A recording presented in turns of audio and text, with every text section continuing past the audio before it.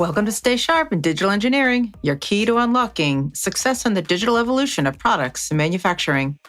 In this episode, Jonathan Scott and I continue to unpack digital twins. This time, it's software digital twins, their definitions, applications, and role in standalone and integrated systems. Let's dive in. Oh, well, hey, everybody. Welcome back to Stay Sharp in Digital Engineering, the podcast where we talk about all things digital related to products, engineering, manufacturing, and more. So I'm one of your hosts and colleagues, Julianne Grant, and I'm joined today by my co-host, Jonathan Scott. Hello, everybody. Hey, Jonathan. We are back today to talk about our digital twin series. So we kicked off the series a few weeks ago and, did some level setting around digital twins. And with every episode, we're trying to build on this content and look at more of the elements that are important for building valuable digital twins. And we want to give you some context so when you might or might not need some of these components and based on what you're trying to accomplish. So we have a guest today who I'm really happy to have, an old friend from many years ago. And I'd like to welcome Dan Miklovic. Hey, Dan. Hey, Julianne. Hey, it's so great to be with you again. I think you were one of the very first keynote speakers I hired when I was a wee girl in marketing back in, I think it was Kronos or something like that. But we've worked for many, many years in different roles and in evolution of our careers. So it's glad to have you here. So Dan is a 50-plus year veteran in the manufacturing industry. And I know I turn to him when I'm trying to learn some new things about where the industry's going. But he has been in the plant side, and he's been in corporate engineering and R&D, in forest products, chemicals, discrete manufacturing, and pharmaceuticals. He also has experience in many resource-based industries, such as mining and oil, and has worked for many software providers, serving the manufacturing markets. So for the last 25 years, he's been an analyst. He's been on the analyst side of the world, worked for Gartner, LNS Research, and now has his own practice called Lean Manufacturing Research. And he serves as a manufacturing lead at Third Eye Advisory. So quite the resume there, Dan. Welcome. We're glad to have you. It's amazing what you can do in 50 years. I'm just thrilled to have you, Dan, because you bring that wealth of experience, right? You've seen so many things. And I just want to jump right in, right? I'm thrilled to be talking about this topic of manufacturing and how those pieces fit into the digital twin. So our specific topic today is about manufacturing a physical product. And throughout the series, we're assuming that we're talking about some kind of physical product. We've touched a little bit on sometimes when it's just a software product, but I'm in my mind, I'm thinking for our broader audience about something with electromechanical components and maybe some software too. But when we start talking about manufacturing that physical product, we're talking about all the things you need to do and the equipment you need to employ to deliver that thing you're trying to deliver. And we could get off into talking about supply chain, but for the sake of keeping this focused, I want to try and focus on what a manufacturing company does within their four walls and how that is going to relate to digital twins that they might want or need in their business. So I think a logical place for me to start, right, is I understand a little bit about this, but you're the expert. Can you tell us a little bit about some acronyms? So I'm going to throw three at you, and I know they're not all three the same thing, but MES and MOM and what those are, and maybe what some of the components are that are relevant to digital twins, and then IIoT, because I think that's a piece of the picture we should be talking about here. So can you help us out there, Dan? Give us some sort of background to understand some of this? Well, sure. When we moved digital computing in the 70s into the manufacturing plant, it emerged that we needed a way to talk about what computers were doing in a plant. And so there was this concept that came out of Purdue University called the SIM pyramid. And it sort of divided the whole manufacturing technology stack into layers. At the very bottom, there were the instruments and devices like valves and photo eyes and things. And then there were the systems that control those devices, things like PLCs, programmable logic controllers, or distributed control systems, DCSs, which were more common in process manufacturing. Above that, we had a supervisory control layer, which sort of became the model for shop floor control. It was, what do you make and when do you make it? Okay. So to your point, that's sort of those three layers. There's the sensors and the devices, there's the control of those, and then there's sort of the interface to us as people thinking, Right. how do you manage it all? Okay. And what emerged then up above that were things like business systems, the material requirements planning, our MRP, the business systems, financials, accounting, all that stuff. And this became the layers. Well, what we found is that the digital computers enabled us to start connecting these systems together. It wasn't just disconnected systems. Yeah, you had PLCs with their sensors and control elements, but now you could actually electronically communicate with the PLC. And guess what? That middle layer could also then communicate upstream to the business systems, which evolved to become what we know today as ERP. Well, this interconnected middle layer became known as manufacturing execution systems. Okay. These were the electronic systems that allowed you to intercommunicate between all of these elements, as opposed to having to look at one screen and then look at another screen and manually move information back and forth. The MES automated that. Well, in the late 90s, early 2000s, it became apparent that MES, while it was a good concept, it lacked a lot of standards and definition. And so what was then known as the Instrument Society of America, today is the Industrial Systems Automation Organization, developed a standard for what is the functionality in this layer and how does it communicate. And to distinguish that newly standardized group of technology, they called it Manufacturing Operations Management, or MOM. Okay. So, MES grew out of shop floor control, MOM grew out of MES. Can an MES have all the functionality of a MOM or most of it? Yeah. Can a MOM system do everything an MES system could? Sure. Today, it's more a preference of terms. Okay. Now, where does IIoT fit? IIoT, the Industrial Internet of Things.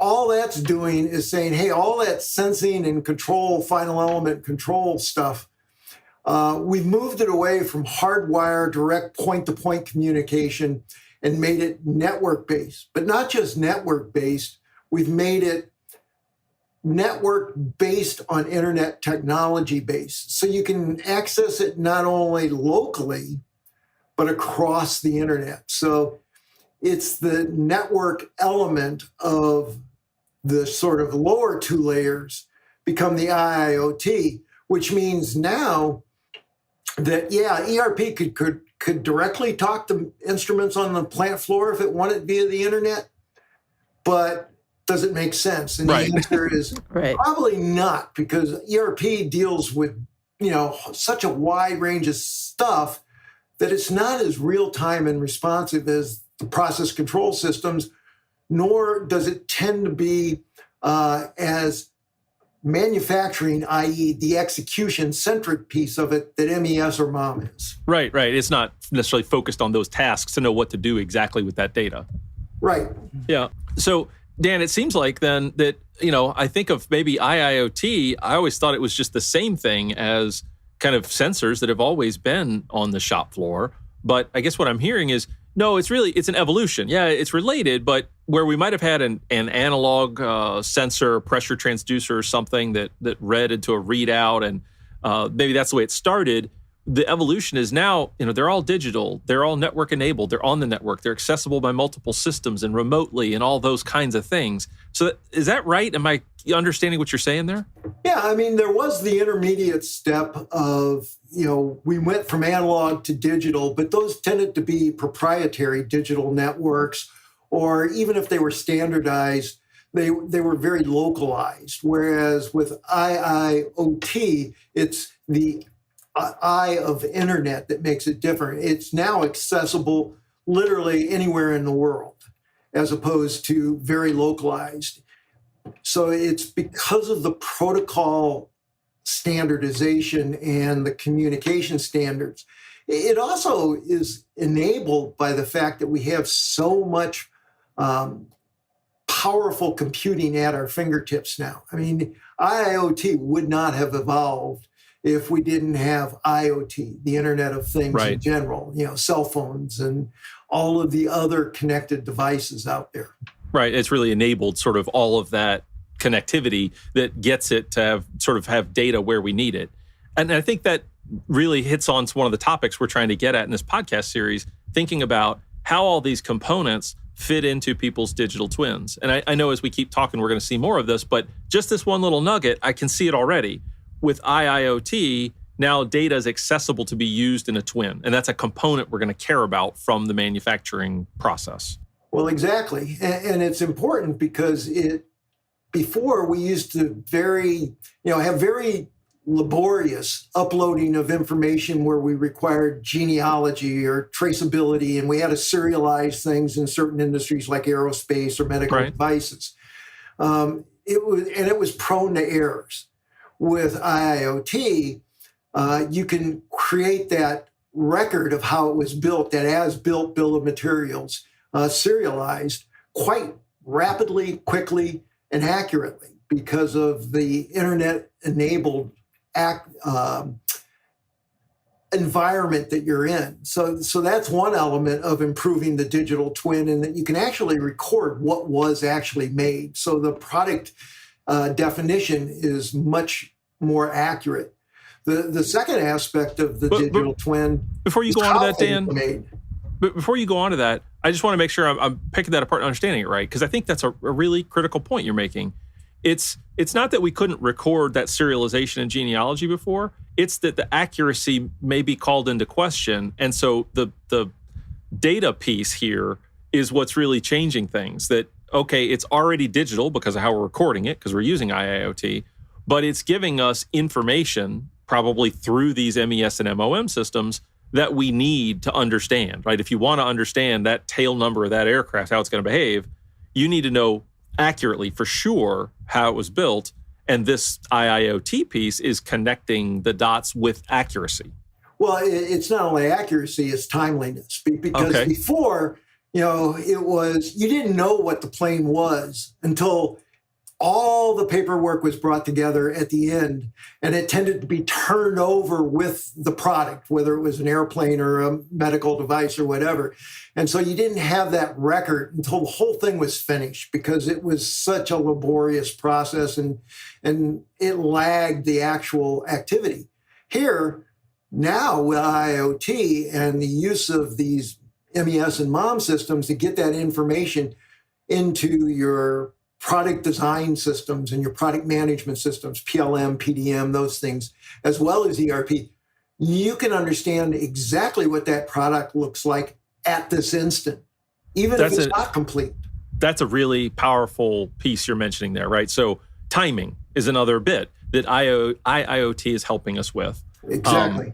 And that tie into, I think, the other piece you mentioned earlier when bringing up the layers, and I'm glad you brought those up, is that MES and MOM layer is helping us make sense of that data, right? So it's understanding what all the sensors and all the inputs are telling it, and then it's sort of the filter through which the rest of the organization or the digital twin understands, yes, piece A went to piece B, and now they're both in tail number X. And more importantly, that piece A and piece B were of the right quality, right serial numbers, and matched what was supposed to be done. Because it really is, MES and MOM systems have not only impacted the quality of the data, they've actually impacted the quality of the products. That makes perfect sense, right? Sure. And this is a place where I'm probably getting off topic a little bit, but it's so important, I think, what you're connecting here. The idea that you can have a plan for building a product, and that could be your MES or MOM is helping you with that plan, but things don't always go smoothly when we build the real product. But at the end of the day, what you need for your digital twin is not to know, well, you do need to know what you plan to build, but what you really need to know is what you actually built. And your point about this is where the dots get connected. Oh, that was an alternate material. I had to use it because I couldn't find, or I dropped the original material, and so I had to use the alternate. But how else would I know that the product I shipped had that in it if it wasn't captured right then and there?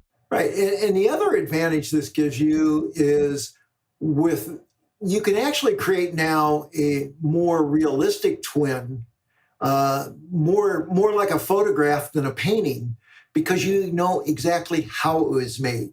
You know the torque that was put on the screws, because you can measure that with the automatic sensors in the nut driver or whatever. You can measure the pressure that was used. You can measure the temperature that was recorded during the welding process, the pressure when it was cooked or whatever, if it's in an autoclave, because you now have not just a twin of the product, you have a twin of the process that made that product. Right. Okay. And so that makes sense, right? And I hear people talk about that all the time. Sometimes they think about it, or they talk about it as two different kinds of products. Well, one product is the product itself. The other product is the factory that made it. But let's go down that path that you were just describing. You know more about the process that made the product, and that's how those two kinds of twins fit together. How should we think about that? And are there maybe different components that matter to each of those? Are they the same? They're similar. And the idea of a digital twin sort of emerged from, a concept called the digital thread, where you could track a product or something from end to end. That digital thread tied everything together. The problem is a digital twin is not so much a thread.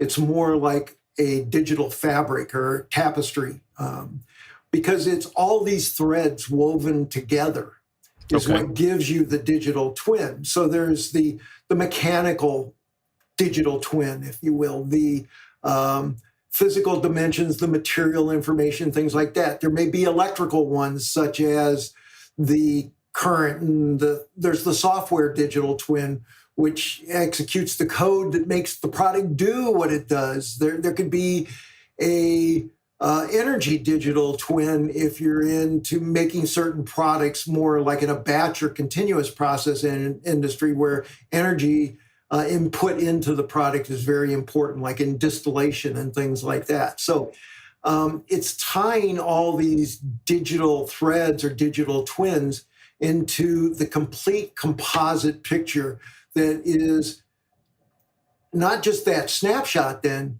but becomes then the animated movie of that product. It looks almost like an animated duplication. Yeah. So, this makes me wonder, is it the chicken and the egg question? Which one comes first? Do you have to have a digital thread to have a digital twin, or can they be two separate things? I mean, I think there's a lot of folks out there that talk about they need a digital twin and not necessarily pursuing a digital thread. So, well, yeah, you have to get an accurate twin that is more than just a snapshot. If you want to animate that twin, you definitely need to think about it in a systemic way. You can't think of, I'm just going to do this. You have to think, what are all the elements here? So you can start with a digital thread. I mean, a lot of things do have digital threads, because you may even be getting digital information from outside the four walls. While we're focused right here in this discussion on what happens inside the four walls, the fact is what happens inside the four walls can be directly impacted by what's happening outside, the quality of the material coming in, or the variability of that material or whatever. So, right, those four walls are an artificial boundary that we're saying for this conversation, but yeah, all the same data is happening in somebody else's factory as their material comes into yours. Yeah. Exactly. Yeah. Right. All interrelated. That you said something else, Dan, that really, it reminds me the first time I heard that concept of digital fabric or tapestry, right? And it was an aha moment for me. And I'll tell you what went through my mind. It comes back to what you were saying a minute ago about the digital twin of the product and the digital twin of the process, right? And I was thinking exactly like you were describing. You've got all these fibers kind of going one way about the product, right? The mechanical, the electrical, the software, all those sorts of things. But then you're weaving across that. And for those people not watching the video, they're probably like, what's he talking about? But you're weaving orthogonally across those threads with these process threads that, at step A of the process, I put this and that component together. I do this baking operation, whatever it is. But that becomes part of that story that then you're looking at that full picture. And to have the full picture, to know later, how's it going to perform? I need to know, oh, you know what? There was a hiccup in the baking process. It was within parameters. It was acceptable. But if I have a recall later, guess what? I should go look at when did I have temperature anomalies in the baking process, because that was the part that failed. Exactly. And that's the importance of bringing those all together, and why using the digital thread concept or the digital twin concept, you can't be singularly focused. You have to focus on both the twin of the process, how it's made, as well as what is made. That makes sense. Most quality failures fall into one of two categories. They're either a materials failure, that is, the raw material was insufficient for the job, whether it was a design-based or a quality of the material base, or it was process-based. It was misassembled. It was overcooked, as you said, or whatever. So you really need both together to have the most accurate and valuable. I think that's the important thing, valuable digital twin. Right. And so that takes me to a next step in all this. And this is probably a harder question, right? So I appreciate if the answer on this isn't so straightforward. But from your perspective and what you know of MES and MOM and that space, what does it look like to get this data into digital twins? How are people doing it, right? Because we talked about IIoT and sensors and all this exists, but how does it actually flow? What do you see? You're reading my mind, Jonathan. Yep. How does it all work? Well, what it requires is the integration of multiple elements, because your MES and your MOM tend to not only have basic product information, they are the real source of the process information. They're the thing that can associate the how with the what. The details of the what tend to come from the PLM and PDM systems, the product lifecycle, product data management systems. But ultimately, all that information then tends to flow into the ERP system, because that becomes the contact point from the business to the other business, to the customer. It flows in through that. So you have to integrate all three of these elements. You have to sort of integrate the shop floor via MES and MOM with the engineering side of the business, which is your PLM, PDM, CAD, CAM, depending on how elegant you are. And then finally with the business systems, which are your ERPs and your CRMs and those kinds of things. And I'm sure a lot of that depends, at least from the limited use cases that I've seen, on then what are you trying to do with that twin, right? So say you've built one by integrating these things, or maybe you didn't realize you've built one, but you have what you need to model this thing. But then it becomes a question of, now what do you do with it, right? I can imagine, I know I've seen this specific case, people have built a digital twin to look at cost, look at profitability, right? They wouldn't necessarily have called it that years ago, but essentially they're pulling together all the costs of what it costs to make that unit. And they said, well, you know what? This one was less profitable than that one because of whatever number of reasons. But they've got the full picture to be able to do it. But I think that's your point. I get your point. It's integrating all that stuff that's making a true digital thread that gives you the basis for whatever twin you might want to interrogate. Well, the whole point of the twin is, in essence, to do process modeling. You're trying to model what you're doing. And the reason you do that is for optimization. I mean, we've been doing computer optimization for a long time. I mean, one of the very first projects I ever did was back in the 1980s, and it was, process optimization of making 2x4s. But the idea was, we sat there and looked at logs and said, what's the most profitable lumber we can make from this log? Well, you're right. It is all about, profitability, but it's about process optimization, because it might not just be basic cost optimization. Right. We need to, particularly today, we need to start thinking about things like sustainability Right. optimization, both from a waste perspective. It may be cheap to make something, but if you create a lot of waste that, could be toxic or you have to dispose of, it's going to drive the cost up. But even if you can get rid of it cheaply, it may not make your product attractive to the market. Right. Yep. So many you balances. need to optimize the customer perception of the product from, the aspects of energy, waste, recyclability. You want to optimize the quality of the product. If you're in a highly commoditized market where price is fixed, you can't really optimize your pricing. You might be using commodity material, you're doing your process, so you optimize the process, but everybody's trying to do that. What you need to do then is optimize the quality coming out the other end. So if I have a choice of product A or product B, I'm going to take product B because it's the same price, but it's of higher quality. Now, that quality could be based on delivery, not just the product itself. Right. You're connecting the connecting. adaptability of your plant. Right. A flexibility might be what you're trying to optimize. You're connecting a lot of great points, Dan. This reminds me of we just recently had a conversation specifically about sustainability, right? And you went from sustainability and then to quality and delivery and all these aspects. So I get your broader point, which is when you think about digital twin and how you're optimizing your product or your process or both, you have to remember you're going to care about more than money or profit or whatever it might be. There are a bunch of aspects you care about. But the interesting thing I heard you say when you brought up sustainability is there's another key place where process fits into product, right? I'm selling my product. Oh, my product's green. Okay, how? Explain to me how. Oh, well, I reduced the amount of water I used to make it. I reduced the amount of energy I used to, those are all process aspects. They're not in the PDM or PLM, right? Yeah, and the other thing is the MES and the MOM are, as we noted way earlier in this discussion, is where if things go wrong in the plant, you have to adapt. Well, let's face it, in today's current economic environment, adaptability is going to be key because, imports are going to be tariffed. Right. To some degree, depending on where they come from.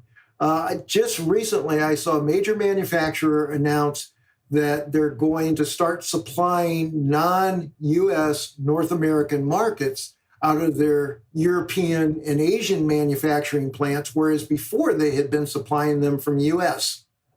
Right. Because of the tariff issues. So what that does, though, that now means the U.S. plant's losing a ton of volume that it used to make for export to Canada or to Mexico in particular. Well, but some of the products that same company was selling in the U.S. had been imported from Europe. Now they're going to have to make them in the U.S. to avoid tariffs and remain cost competitive.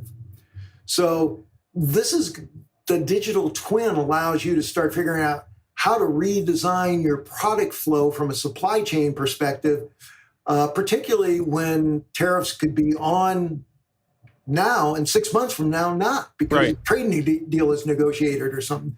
So having good, accurate digital twins is going to be critical as we face probably we're going to be some of the most tumultuous market conditions over the next 12 to 18 months as this all settles out. So it's an agility enabler to your point. Absolutely. Yeah, well, a number of light bulbs went off when we were talking about that scenario about doing either going onshoring or redistributing your plans to do to service different markets and different geos. And going into this, and even just some of the education that I have around digital twins, I'm always thinking it's you're trying to digital twin a product, something, but when we were going through this conversation, I was thinking about, well, it really makes a lot of sense. You want to, for things that are engineers to order, and you have a lot of parts going into something, yes, you need to make sure you have a pretty good digital twin or a highly accurate digital twin, not pretty good, of that end product, whether it's a plane, a wing, or a tail, or whatever it is.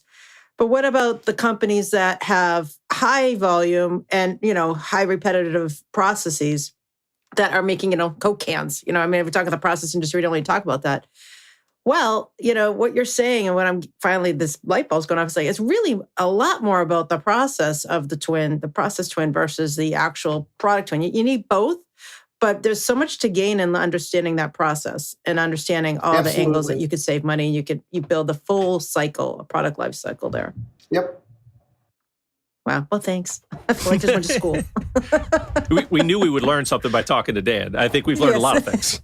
Yes, indeed.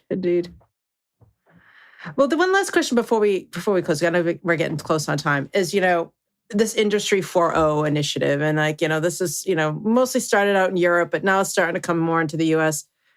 Where do you see those pressures coming in? And is that driving more digital twin interest or I know it's driving IIoT and that kind of thing, but where do you see that coming into play? Well, Industry 4.0 is what evolved out of the concept of the digital thread. It was this idea that you can have this end-to-end record of the product. And so Industry 4.0 was about the digitalization of industry and saying you needed to have every step digitally enabled so that you could create that end-to-end sort of record. So Industry 4.0 is sort of the impetus behind this. And IIoT was what made Industry 4.0 affordable and realizable for many companies because they had entrenched legacy systems that to rip and replace with all new digital technology would have been tough. But with IIoT, you can sort of piecemeal it and incrementally build that digital thread over time. And with the digital threads, we get the digital twins. So Industry 4.0 was maybe the motivator for the concept of the full digital twin. Of course, now people talk about Industry 5.0. That's true. When more than half the manufacturers haven't really evolved, there may be an Industry 3.5 at best. Right. It's AI now. It's all AI, and 6 months ago, it was all generative AI, and today it's agentic AI. Right. The problem with technology is it's moving so fast, and everybody keeps saying, kind of do shift to this. The reality is we just need to keep making steady progress. And the idea of using digital twins to create the basis to where these newer things like generative and agentic AI can really deliver value. It requires the wide deployment of IoT to connect everything together and the modeling that is represented by the digital twin that then allows you to actually leverage AI and machine learning and those things. I can't tell you how happy I am to hear you say that, Dan. I'm getting ready to deliver a talk soon related to this, right? And my advice is very similar to what you just said, right? There's a lot of noise and a lot of promise in it, right? Not to take anything away from AI and the things that might be coming, but we have to keep making steady progress, right? And we have to lay the right foundation, or we might be getting this really interesting insight that's wrong. Well, one of the very first things I learned in the 70s when I was in university, I got out of school in the very early 70s, was the first law of information technology, which is garbage in, garbage out. And the reality is, if you give an AI system garbage, you're going to get garbage out as well. And so that's where IIoT and being able to get good, accurate, timely information and then feed it into a accurate and timely model that has high fidelity allows you then to start leveraging, as we just said, whatever technologies emerge, whether it's AI or something we haven't even thought of that comes from quantum computing advances. Right. The idea, though, is you're never going to be able to get rid of the first law, garbage in, garbage out. So getting the right information at the right time is important, whether you're giving it to people or to an AI system. So that's a great place, I think, to pause. I want to try and offer what I heard, Julianne, if that's okay. I know we need to wrap up. Yes. No, I really appreciate that. So where I think, again, where we started the conversation, Dan, is our audience trying to talk to them about the components in this space, MES, MOM, IIoT, all that fit into digital twins, where they need it, where maybe they don't need it, that kind of thing. And we did target, right, a sort of a specific case. We were talking mostly about discrete products today and inside the four walls of manufacturing. So maybe we're not offering all the answers. But what I heard out of the conversation was we need to get the data, and IIoT is an enabler for doing that. So that's one component that we need. But it's not the raw data. It comes through a filter, and that filter is the MES or MOM system that understands what the sensors are telling it and what they mean and how it translates into logical information, like an as-built. That was a great example. I think we talked through, and everybody would understand. You've got a plan for a product that's coming from maybe PLM or PDM. Those are other components that could be useful in your digital twin, but you really need to know what you actually built and how you built it. And that's more than just, I put serial this with serial that. It's details about the process too, because that tells you something about the quality, these other aspects that may be important to the kind of twin you're building. So what you're capturing in all of this space, MES, MOM, IIoT, is going to be dependent on what you need out of your digital twin, but those are the kinds of components that you want. Did I get it pretty well? I mean, I think of the MES and the MOM as the loom. It's where the threads get woven together because your control system knows what is happening in the process. It just doesn't know what product is being made. The MES knows what product is supposed to be being made. It knows what product is currently being made, and it knows how it's being made. So it brings all of that together so it can then send that more complete and robust picture to whoever else needs it, whether it be the ERP, the PDM, or whatever. That makes sense to me. So what else did we miss, Juliet? I know we talked about a lot more than that. What else do we need to say to summarize this? Yeah, and I think, some of the finishing pieces are, we're doing all of this just to help with speed, agility, profitability, but might not be, or probably shouldn't be the full end goal. And that you're not only managing information inside the organization, but you're also trying to get your arms around the information that's influencing your capacity to do things right outside the organization. So you have to, look at all the different places where you need to be pulling data from to help you manage your processes in your four walls that might also reside outside of your four walls. Did I miss? Yep. Okay, great. Well, this has been a fantastic conversation, and I knew it would be. Yes. And, we really appreciate your time today, Dan. I know you have a really busy schedule, so we appreciate you fitting us in to have this conversation.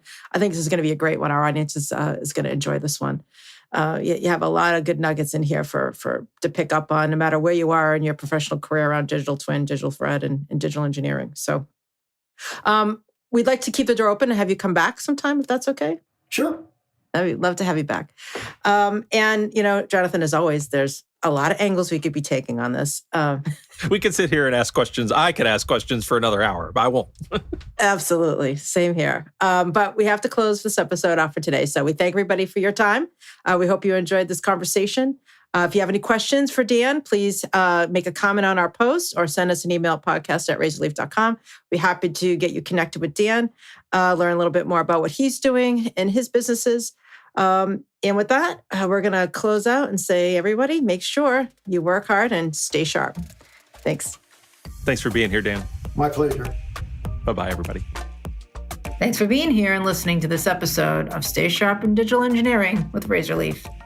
If you like this podcast, please be sure to hit the like button and subscribe to our podcast on your favorite podcast platform, or check us out on YouTube.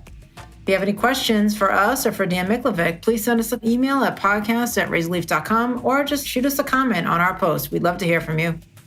Until next time, everybody, stay sharp.